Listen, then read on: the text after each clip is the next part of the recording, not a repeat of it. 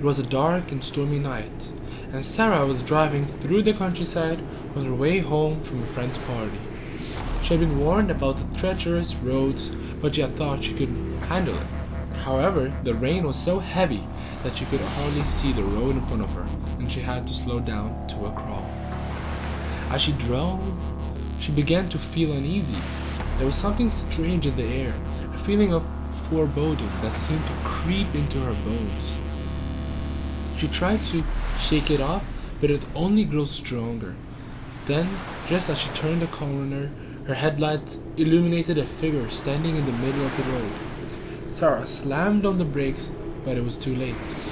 The figure had vanished, and she felt a sickening thud as her car struck something solid. She got out of the car, shaking and terrified, and looked around in the rain. There was nothing there. As she stood there, soaked to the bone, she heard a low moan coming from the nearby woods. She tried to tell herself that it was just the wind or a stray animal, but she knew in her heart that it was something far more sinister. Suddenly, she saw a movement out of the corner of her eye. She turned, and there was a figure again, standing in the shadows. It was tall and gaunt, with long, ragged hair and a face that seemed to be made of shadows and mist. Sarah tried to run, but her legs wouldn't obey her. She was frozen in place, watching as the figure glided closer and closer. Its eyes were empty, and its mouth twisted into a terrible smile. In that moment, Sarah knew that she was going to die. She closed her eyes and waited for the end. But then, there was a sudden burst of light, and the figure vanished.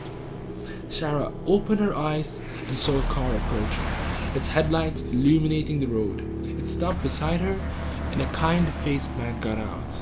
"Are you okay?" he asked, looking at her with concern. Sarah could hardly believe it. She was alive, and the figure was gone. As she drove home, still shaking with fear, she couldn't help but wonder what happened.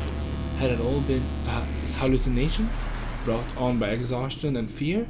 Or had she truly encountered something from beyond the grave? Either way, Sarah knew that she would never forget that night. It had changed her forever, and she would always wonder what other terrors lurked in the darkness, waiting to claim their next